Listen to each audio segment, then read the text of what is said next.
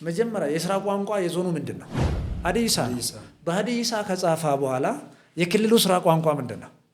አማርኛ። በአማርኛ ጽፎ ደን በእንግሊዝኛ ቢያረግ አሁን በኦሮሚያ ክልል ላይ የትኛው ማስታወቂያ አቅጣጫ ጠቋሚ የሆነው ነገር በኦሮምኛ እንድጻፍ መደረጉ ኦሮሞን ዘረኛ የሚያስብል አይደለም። ቋንቋን ማሳደግ ነው። እስኪ ስለ ባህሎች አንዳንድ ነገሮችን አንሳና ቋንቋን ጨምርልኝ እዛ መሃል ማለት አሁን ካለበት አንጻራዊ ሁኔታ ጋር እየሞተ ነው ወይስ እያደገ ነው ወይስ ቆሟል ወይ የገፋት ቋንቋ እጣ ፈንታ ደረሰው ወይ ስለ ለቋንቋችን? መልካም።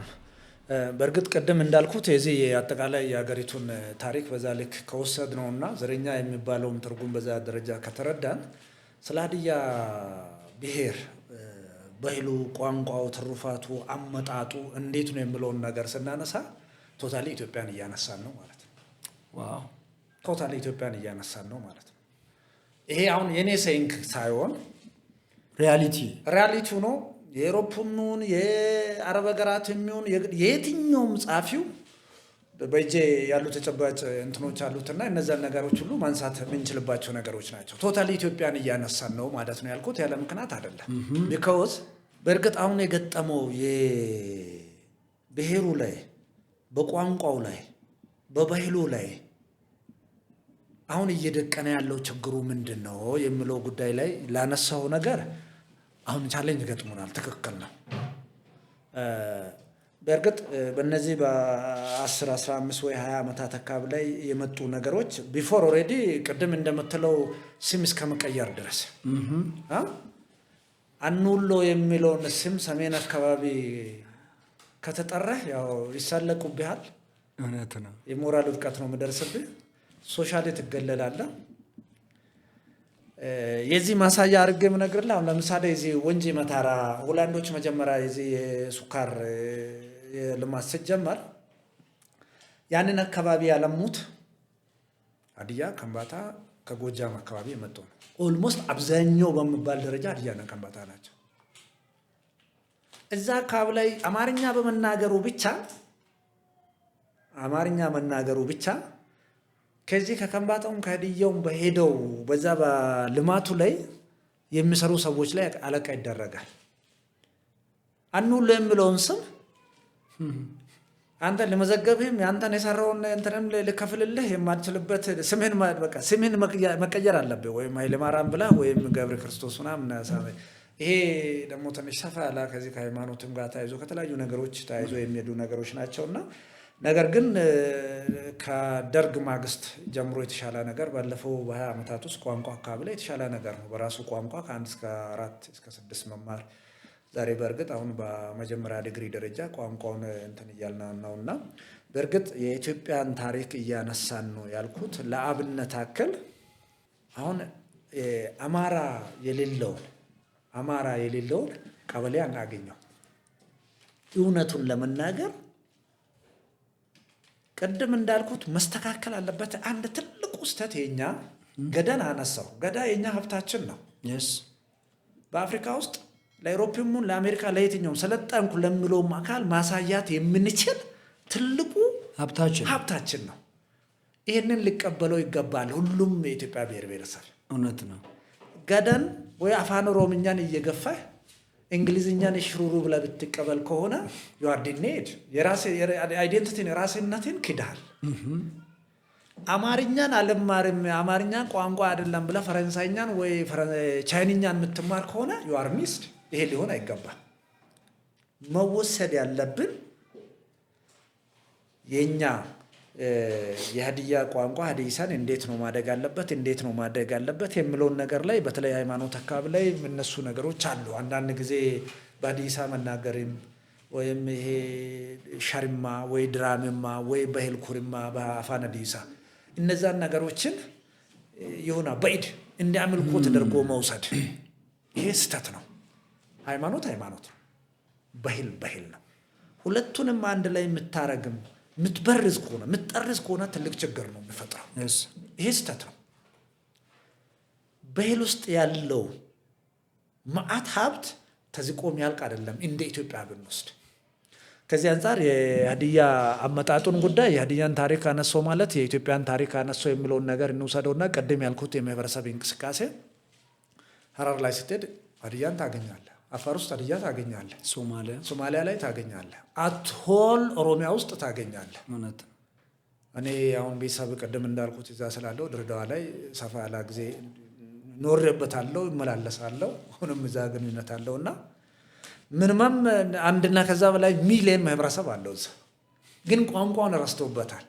እዚህ አንሼቦ ብሎ አባትየው የጠራውን ስም እዛ ከድሬዳዋ ከጉምሩክ ከጅቡቲ ጋር ከባቡር ጋር ታይዞ እዛ በሚሰራው ተቋም ላይ ስም ነው እንቀይረው። ስም እንዲቀይር የሚያደርገው የራሱ የሆነ ተጽዕኖ አለ። ስለዚህ ዛሬ ምንድን ነው ማድረግ ያለበት? ቋንቋ ባህል የአንድ ማህበረሰብ ዋና መገለጫ ነው። ቅድም አሁን አናሳ ብሔርና ትልቅ ብሔር ተብሎ የተወሰደው ኦሮምኛ በስፋት ከተነገረ ኦሮሞ ትልቅ ብሔር ተብሎ ይወሰዳል። 130 ሚሊዮን ውስጥ አሁን ሁሉም ተንደፋድፎ አማርኛ ይናገራል። ታዲያ ለምንድን ነው እሺ አማራ ያለ? ስለዚህ ይሄ ፖለቲካሊ አንድን ማህበረሰብ ቶርች ለማድረግ የተመጡ መርዘኛ አባባሎች ናቸው። ይሄ ሊስተካከሉ ይገባል። ምክንያቱም ቅድም እንዳልኩት አሁን ባሌ ላይ አርሲ ላይ ወደዚህ ሻሸመኔ ሻሼ ሴት ናት፣ ሀዲያ ናት። ይሄ ስል አሁን ስልጤን ማሳነስ ከምባታን ሌላውን ብሔር ብሔረሰብ ማሳነስ ጉዳይ አይደለም። ያለው ተጨባጭ ታሪካዊ አመጣጡ ምን ይመስላል? ሀዲያ እንዴት ነው የተዋሃደው? ዛሬ እዚች አካባቢ ብቻ እንዴት ታጠረው? አንድ በጣም ደስ የሚል ነገር አለውና ማስተርሰን ስማር ጅማ ላይ የገጠመኝ ነገር ነበር። እዚህ ያዩ ወረዳና ሌላኛው እዚህ ምንድነው 17 ቀበሌ አንድ ሃይማኖት ግጭት ሁሉ የተነሳበት እዚህ ኦሞናዳ ወረዳ እና ከወለጋ የመጡ 3 ሽማግሌዎች ገጥሞናል። የፒኤችዲ ተማሪዎችን የማስተርስ ተማሪዎችን አጠቃላይ ኢንቫይት ተደርጎ የሴፍ ሆቴል ላይ ጅማ ላይ ከዚህ ሀልማ ማስተባበሪያ ለመክፈት ታቅዷል። 83 ዓመት ኖሯሉ ሰውየው። ወለጋ ያሉ ሰውዬ ትልቅ ሀጂ ናቸው፣ ሙስሊም ናቸው። እዛ አካባቢ ሲነሳ ያነሱት ነገር አንድ ትዝ ይለኛል። ዛሬ ምን አይነት ትውልድ ነው የተፈጠረው? ጅማ አካባቢ ያለው ሀዲያ ትንሽ አንስታብል ነው፣ የፖለቲካ ግጭቶችም አሉ፣ ሆሳና ላይ መሬት እንፈልጋለን የሚሉ ጥያቄዎችን ያነሳሉ። እኚህ ሽማግሌ እኔ ሀጂ ያነሱት ነገር ነበር። እኔ ባለቤቴና የመጀመሪያ ልጅ ነው አፋን ሀዲይሳ የምንችለው አሉ። ሌላ በሙሉ ኦሮምኛ ነው የምናገረው። ደን ኦሮሞ ናቸው። ስለዚህ አሁን የዶክተር ነጋሶ ግዳዳውን ታሪክ ብታነሳው ሀዲያን ቅልጥ አድርገህ እዛ ታነበዋለህ። ነፍሳቸውን ይማርና ሞተዋል። ህገ መንግስቱ ላይ የመጀመሪያ 1983 ህገ መንግስቱ 1987 ሲጸድቅ ምን አይነት የህገ መንግስት ስርዓት ነው? እሳቸው ፕሬዝዳንት ናቸው፣ ርዕሰ ብሔር ናቸው። እሳቸው ናቸው ፈርሞ የሚያጸድቁትና ቋንቋውን ነው መሰረት የሚያደርገው፣ አሰፋፈሩን ነው መሰረት የሚያደርገው። ምኑን ነው የዘጠኙን ክልል አወቃቀር ጉዳይ ላይ ጥያቄ ሲያነሱ ኦሮምኛ መናገር ጉዳይ አሁን እንግሊዝኛ እየተናገር ነው። ያርሞት እንግሊሽ ማን አይደለንም። ፈረንሳይኛ እየተናገር ፈረንሳውያን አይደለንም። የዘር ግንዴ ግን ይሄ እስከ ማለት ድረስ ጁነዲን ሳዶ የኦሮሚያ ክልል ፕሬዝዳንት የነበሩት ማን ናቸው? ምን ናቸው? ይሄን የሚያነሳልህ ሀዲያን ከኦሮሞ ነጥላ የምታይ አይደለም። ሀዲያን ከአማራ ነጥላ የምታይ አይደለም። አጠቃላይ የኢትዮጵያ ከጉራጌውም ከስልጤውም ከሁሉም ተነጣጥለን ማየት የምንችልበት ምንም ታሪካዊ እንትን የለው። ግን እያንዳንዱ የየራሱ አመጣጥና ባህል ታሪክ አለው የለውም? ኦብቪየስሊ አለው። አሁን ዛሬ በእኛ ላይ የገጠሙ ነገሮች አሉ። ያንን ባህል ቋንቋ ማሳደግ አለበት። አሁን እዚህ ከተማ ስታይ ጎንደር ያለ ነው የምትመስለው፣ ወይም ምስራቅ ወይም ምዕራብ ጎጃም ላይ ያለው ነው የምትመስለው፣ ወይ አዲስ አበባ ላይ ያለው ነው የምትመስለው። ይህን የሀዲያ ህዝብ ዛሬ አሁን እዚህ ከተማ ያሉትን ማስታወቂያዎችን በሙሉ ይሄ የዞኑንና የከተማ አስተዳደሩን አጠቃላይ ታፔላዎችን ይሄ አማርኛ እንግሊዝኛ ነው። ይሄ ትልቅ ሼም ነው። መጀመሪያ የስራ ቋንቋ የዞኑ ምንድን ነው? ሀዲይሳ። በሀዲይሳ ከጻፋ በኋላ የክልሉ ስራ ቋንቋ ምንድን ነው? አማርኛ። በአማርኛ ጽፎ ደን በእንግሊዝኛ ቢያደርግ አሁን በኦሮሚያ ክልል ላይ የትኛውም ማስታወቂያ አቅጣጫ ጠቋሚ የሆነው ነገር በኦሮምኛ እንድጻፍ መደረጉ ኦሮሞን ዘረኛ የሚያስብል አይደለም። ቋንቋን ማሳደግ ነው፣ ባህሉን ማሳደግ ነው። ቢኮዝ አፋን ኦሮሚፋ ለኔ ከእንግሊዝኛ በላይ ነው፣ ከፈረንሳይኛ በላይ ነው፣ ከቻይንኛ በላይ ነው፣ ከሁሉም በላይ ነው። ዛሬ እኮ አንዳንድ ጊዜ ማልቲሊንጓል የትምህርት አሁን አፋን ኦሮሚፋም ትምህርት ላይ ቢመጣ ሲባል የሚያንገሸግሸው ሰው አለ። ይሄ ስህተት ነው። ዛሬ እኮ እኛ አማርኛን እኮ የአፍሪካ የስራ ቋንቋ ብንር በቃ ፕራውድሊ የኛ ትልቁ መገለጫችን ነው። ሱዳን ውስጥ እንግሊዝኛ ከሚያወራ አማርኛውን ቢያወራውና የስራ ቋንቋ ቢያረግ አማርኛ ማለት ቀጥታ የአፍሪካ መገለጫ ነው። ኢትዮጵያ ውስጥ ስንመጣ አሁን ኦሮምኛ የትምህርት ስርዓት ላይ ቢመጣ ማምር ሆኜ ቁጭ ብዬ መማር ከምፈልጋቸው ነገሮች ለለኛ አንዱ ነው። ስለዚህ ይሄ ዘረኝነት አይደለም። እዚህ ዞን መደረግ መስተካከል ያለባቸው ነገሮች አሉ። ለዛ ግን ወጣቱ ትውልዱ ዝግጁ ነው ወይ ሲባል አይደለም። እሱ ላይ ልሰራ ይገባል። በተለይ የሃይማኖት አካል ላይ ሌላኛው ከዚህ ከባህሉ ጋር ተያይዞ ያለው ጉዳይ አለ። የአይሁድን እናንሳ። ቀደም ሲያነሳ ነበር እዛ ሲምፕል ውይይት እያረን የአይሁድ አምልኮ አይደለም። የአይሁድ አምልኮ አይደለም።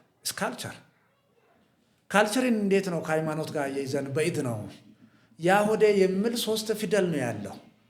እስቲ ለዛ የአይሁድ ለሚል 3 ፊደል የሰገደ መስዋዕት ያደረገ በግ ወይ ፍየል አምጥቶ ያረዳ አንድን ሀዲያን የሚያሳይ አንድም ክርስቲያን አይኖርም። ቸርች አካባቢ ማይክ ይዞ ግን የአይሁድ በኢድ አምልኮ ነው ይላል። ይሄ ስህተት ነው። ሃይማኖት አለኝ ሃይማኖተኛ አይደለሁም ማለት ምን ማለት ነው? እዚህ ላይ ነው መረዳት ያለብን። ስለዚህ ከባህል ጋር ተያይዞ የደቀኑ መዓት ችግሮች አሉ። ምናሳድጋቸው አሁን ለምሳሌ ሽማግሌን የማክበር ጉዳይ ቅድም ሰው ልጅ ሲፈጠር አንድም ማይብ የለውም ሁሉም የተማረ ነው ስል ነበርኩት። መማር ማለት ፊደል መቁጠር ማለት ኢንቫይሮንመንትን አዳፕት ማድረግ ነው ብየዋለሁ። ይሄ የኔ አንደርስታንዲንግ ነው። መማርን ግን የጨረስነው አንተም እኔም ሁሉም ሰው በእናቶቻችን ደረት ላይ ጡት እየጠባን አባቶቻችን ታፋ ቁጭ ብለን እዛ ጋር ልጄ ይሄ መጥፎ ነው ይሄ መልካም ነው እንደዚህ ስትሆን ሰው ይወድሃል፣ ሰው ያከብርሃል፣ ከሰው ጋር መኖር ትችላለህ እያለ እኮ አባቴ እናቴ አካባቢውን ጭምር ማህበረሰቡ ኮሚኒቲው ገንብቶ ያሳደገኝን እውቀት ሞዲፋይ ማድረግ ነው። ሌላ እኮ አይደለም። መማር ማለት ይሄ ነው። ስለዚህ የኛ በተለይ ከዚህ ከሀዲያ ትሩፋቶች ጋር ተያይዞ አሁን ሙዚቃን ብትወስድ ለምሳሌ ሸሪማ ድራማ እንትን ብል በጣም ሁሌም በአእምሮዬ ላይ የሚቆጨኝና የሚያናደኝ አንድ ታሪክ ልንገሪ። በጣም የኛ ጀስት እንደ ፕሮፌሰር ላጲሶ እንደ ፕሮፌሰር በየና እኩል አድርጌ ነው የሚያየው አቡሎን። ሞቶ ግን የቀብር ቦታ ቃሊዮት ቸርች እንደዚህ ሙዚቀኛ ነው ዘፋኝ ነው ይሄ ማለት በጣም ሼም ነው። ኦሬዲ ለምን እንዴት ሊሆን ይችላል? አንተ የዘር ጉዳይ የቋንቋ ጉዳይ ስታነሳ እኮ ኢየሱስ ክርስቶስን ታሪክ ከዚህ ከክሌ ተወለደ እንደሆነ ከዚህ ዘራረግ ከዚህ ይላል እኮ። እንደዚህ ማለት ኢየሱስ ክርስቶስ ከዚህ ተወለደ እንደዚህ ብሎ ማለት ክርስቶስን ዘረኛ ማድረግ አይደለም። ስለዚህ ከቋንቋ ከባህል ጋር ተያይዞ በተለይ በእኛ በሃይማኖት ተቋሞቻችን አካባቢ ያለው ጣልቃ ገብነት ሊስተካከሉ ይገባል። እዛ ላይ ሞር ደግሞ እንዳንተችበት ቋንቋን ያቆያበት ትልቅ ተቋሞቻችን ናቸው። ደግሞ ሀዲሳ በ1940ዎቹ ላይ ለጽሁፍ የበቃ ቋንቋ ነው። ከ1943 45 ጀምሮ ስፔሻሊ ከ1950 ጀምሮ በጣም በሰፊ በሀዲሳ ሳቢያን ቋንቋ የሳቢያን ፊደላት ተጠቀመው እንጂ መጽሐፍ ቅዱስ ይታተም ነበር በሀዲሳ። ይሄ ቋንቋ እንዴት ነው በዛ ቋንቋ ዛሬ ድራማም ይሁን ሸሪማም ይሁን ሙዚቃ መቀንቀንም እንዴት ነው አምልኮ ሊሆን የሚችለው? ይሄ ስህተት ነው። ይሄ ሊስተካከል ይገባል። ሃይማኖት ነው፣ ባህል ነው። ሁለቱም ሊነጣጠሉ የሚችሉ አይደለም። ባህል ውስጥ ያልተገራ ማቹርድ ያልሆነ ሰው ሃይማኖት ተቋም ቢሄድም ያፈርሳል። ሁለቱም ተመጋጋቢ ናቸው። ይሄ መጥፎ ነው ይሄ መልካም ብሎ ነው አባቶቻችን እናቶቻችን በባህል ላይ እኮ እኛን ያሳደጉት። ሃይማኖት ላይ ስንድስ ይሄ መጥፎ ነው ይሄ መልካም ነው ይሄ ኃጢአት ነው ይሄ ኃጢአት አይደለም። ሁለቱም ተመሳሳይ ናቸው። ስለዚህ ከባህላችን ጋር ተያይዞ ባሉ ጉዳዮች ላይ ከስነ ጥበብ ጋር ተያይዞ ያሉ ጉዳዮች አካባቢ ላይ በጣም ሚዲያዎችም በተለይ በክልል ደረጃ ታች ወርዶም በዞን አካባቢ ላይ ያሉ የባለድርሻ አካላት በስርዓቱ ርብርብ ቢደረግ የተሻለ ይሆናል። አሁን አንዳንድ ቴክኒካል የሆነ ቋንቋን ባህሉን የመግደል ነገር አለ። ከዚህ ማረቆ ልዩ ወረዳ ብትሄድ ትግባባለህ በአፋን ሀዲይሳ ምን ይመስላል? አሁን እኛ ማህበረሰብ ያላወቀበት አባትና ልጅን ብሔር ብሎ ያወጀው ኢህአዴግ ህወሓት ይህንን ስል እኮ ዝም ብሎ አይደለም። እኔ አሁን ይህንን ለመቃወም አይደለም። አሁን 7 ቤት ጉራጌ ብለን ስንል እንዴት ደስ የሚል ካልቸራል እንትን እንደሆነ ቸኛ ያወራል፣ እንደገኛ ያወራል፣ እዚህ የዥኛ ያወራል፣ 7 ቋንቋ ያወራል። የጉራጌ ማህበረሰብ ብለን ተቃቅፈን ነው የምንሆነው። ይሄ በጣም ስማርት የሆነ ለሌላውም ሰው አስተማሪ የሆነ ምሳሌ የሆነ ነገር ነው። አንተ ያንን ቋንቋ እያወራ እኔ ያንን ቋንቋ እያወራሁ የ7ቱም ቤት ጉራጌ ቋንቋ አንድ አድርጎ ደግሞ የጋራ ወንድማማችነትን የሚያበስርልን ደግሞ አማርኛ ነው። እማጀር ወደ ሀዲያ ሲመጣ ምንድን ነው እዛ ጋር የነበረው አደገኛ ፈንጂ የተቀበረበት? አላባ ሀዲያ ነው፣ ማረቆ ሀዲያ ነው፣ ቀጴና ሀዲያ ነው። 11 እና 12ቱንም ገራት ሲዘረዝር እያንዳንዱ ይታወቃል። ማንም ያምናል፣ ማንም ያውቃል። እሺ ቀጴናን ስትፈልግ አሁን ባለው በዚህ ዞናችን ላይ በ13 ወረዳና በከተማ አስተዳደሮች ወደ 21 እና 24 መዋቅር ውስጥ ላይ የቋንቋ ክላስተራይዜሽን አለ እኮ። ወደ ሶሮ የሚወራው ሀዲሳና ሻሾጎ የሚወራው ሀዲሳ አንድ አይደል። ሌሞ የሚወራውና ባዶአቸው የሚወራው አይደለ። ዘሴም ቱ ዳት በቃ አሁን ማረቆ ላይ ስትሄድ እና እዚህ ማህበረሰብ ለምንድን ነው ህወሓትን ለመተቻት አይደለም፣ ፖለቲካሊ ኢሹንም ለማንሳት አይደለም። ቴክኒካሊ አንዳንድ አካባቢ ላይ ፖለቲካሊ ኢንፍሉዌንስ ሊያደርግ የሚችል ማህበረሰብ ካለ ሽባል የምታደርግበትን ቴክኒክ የፖለቲካ ሴራ ይካሄዳልና አባትና ልጅን ብሔር ብሎ መሰየም በኢትዮጵያ ውስጥ ማንም ያልተደረጋበት የኢትዮጵያን በተለይ ቋንቋ ኢንስቲትዩሽን እዛ ምርምር ላይም ስትሄድ ለዛ ለፖለቲካ ጫናና ለፖለቲካ ሴራ የተገዛው ሰው ምንም ማድረግ አይችልም። ውስጡ ግን ያውቃል፣ ያምናል፣ ይቀበላል። ስለዚህ እንደዚህ አይነት ነገሮችን በጥንቃቄ የገጠመን ነገሮች አሉ። ከዚህ ጋር አያይዘ የምታነሳቸውና እንትንም ያልካቸው ነገሮች አሉ። ይሄ ከግሎባላይዜሽን ጉዳይ ስታነሳ ዘመናዊነት ምንድን ነው የሚመስለው ከኛ ጋር ዘመናዊነት ወይም ይሄ ምዕራባውያንና ኢትዮጵያዊነት ጉዳይ ምዕራባውያንና የአፍሪካዊነትን ጉዳይ ስታነሳ ለየቅሉ ነው። የመጀመሪያው ዘመናዊነት ስንል ምን ማለት ነው? ግሎባላይዜሽን ምን ማለት ነው? በሁለት አንግል ብናይ ነው የሚሻለው። አንዱ ወጥ የሆነ ማህበረሰብን መፍጠር ነው። ውስጡ ላይ ያለው ቴክኒክ ሲምፕሊ አሜሪካናይዜሽን ማለት ነው፣ ወይም ኤውሮፓናይዜሽን ማለት ነው። በአመጋገብ፣ በአበላል፣ በአለባበስ፣ በሁለመናው ሄትሮጂነስ የሆነውን ማህበረሰብ ወደ ሆሞጂኒ ማድረግ ነው ግሎባላይዜሽን። አሜዚንግ ካልቸሩን ቀጥታ ወጥ ማድረግ ነው። ይሄ ዋናው ይሄ ወርልድ ፖሊሲ ማለት ነው። ይሄ ነው ኒው ወርልድ ኦርደር ላይ ለማለት ይሄን ቴክኒካሊ ነው ውስጡ ያለው አደገኛ ነገር ይሄ ነው። ግን ሌላ አሁን ግሎባላይዜሽን ስንል ማንኪዶ ሀቅ የሆነ መልካም የሆነ ነገር አለው። ትክክል። ከውስጡ ግን በጣም አደገኛ የሆነ ይሄ አለው። ይህንን አሁን ግሎባላይዜሽን ቨርሰስ ኢትዮጵያዊነትን የምናይበት መንገድ ከአመጋገብ አንጻር እናንሳ። የፉዳይዜሽን ካልቸር የኢትዮጵያውያን በጣም ዩኒክ ነው። አሁን ለምሳሌ ወደ ቻይና አካባቢ ብትሄድ፣ ጃፓን አካባቢ ብትሄድ በቅሎ ፈረስ ምግብ ሊሆን ይችላል። ወደ እኛ ስትመጣ ግን ሼም አይቻልም። ቬትናም ስትሄድ ውሻና ድመት በአመት ላይ ፍጆታው በቶን ነው የሚመዘነው። ቤስት ምግብ ነው። ለእኛ ግን ስኖት ካልቸር እውነት ነው። አህያ እንደዛው ቻይና አየውም እንደዛ። ስለዚህ ይሄ በእኛ ላይ ያሳደረው ተጽዕኖ ቀላል አይደለም። ቅድም ኢትዮጵያዊነትን አስተካክለን አምናን መቀበል አለበት የሚለው ነገር በማዕት ነገሮች መፍታት እንችላለን። ለምሳሌ ኢትዮጵያውያን ዛሬ እስቲ አንተምነን ዛሬ አሁን ይሄ ሼድ በየቦታ እየገነባን ፋብሪካ እያስፋፋን ነው። ሸሚዝ ይመረታል፣ ሱሪ ይመረታል፣ ጫማ ይመረታል። እኔም አንተም ሌላውም ኢትዮጵያዊ እስቲ ሐዋሳ፣ ናዝሬት፣ ኦር ሰሜር፣ ኮምቦልቻ የተመረተውን ጨርቅ ነው የምንገዛው፣ ከቻይና የመጣው ነው። እዚህ ላይ ነው የምንጀምረው። ኢትዮጵያ ካመረተች የኢትዮጵያን ምርት አንተ ካልተጠቀምክ ማን ይጠቀማል? ቻይናዊ መቼስ መጥቶ አይለብስም ፈጽም። ምክንያቱም የሚሻለው አለ። እዛ ሸጣለሁ ብትልም እዛ ገበያው ዝግ ነው። እውነት ነው። አሁን አንድ ምሳሌ ላንሳና ኢትዮጵያ ውስጥ በከፍተኛ ተቋማት ውስጥ ቢያንስ ከ2000 እና የዛሬ 9 ዓመት አካባቢ አሁን ይኖሩ አይኖሩ አላወኩም ከ1500 እስከ 2000 የሚገመት ፕሮፌሰሮች አሉ ሂንዳውያን። አብዛኛው ቀበቶ ሳይቀር ፓንት ሳይቀር ካልሲ ሳይቀር ጫማ ሳይቀር ከህንድ ነው ይዞ የሚመጡት። አንድ ሁለተኛ እዚህ በዶላር ነው የሚከፈልላቸው። በኢትዮጵያ በትንሽ ዶላር ህይወታቸውን ይኖራሉ። ቀሪውን ገንዘብ በሙሉ የሚልኩት ህንድ ነው። እዚህ ምንም አይሰሩ። አንድ ተከራይቶ የሆነ ሩም ላይ ይኖራሉ። ጀስት ቅድም ያልኩትን ምሳሌ ነው የሚያነሳለህ። ብራዚል ክላሲካል የሆኑ ተጫዋችን ወደ ዩሮፕ ወደ ስፔን ወደ ተለያዩ ይልካል። የሰለጠነውን የሰው ኃይል ትልካለች ሂንድ። ያ ሰው ኃይል በሙሉ ለአገሯ የጂዲፒ ላይ ወይም የዚህ የሪፕታንስ ላይ ከፍተኛውን ሚና ይጫወታሉ።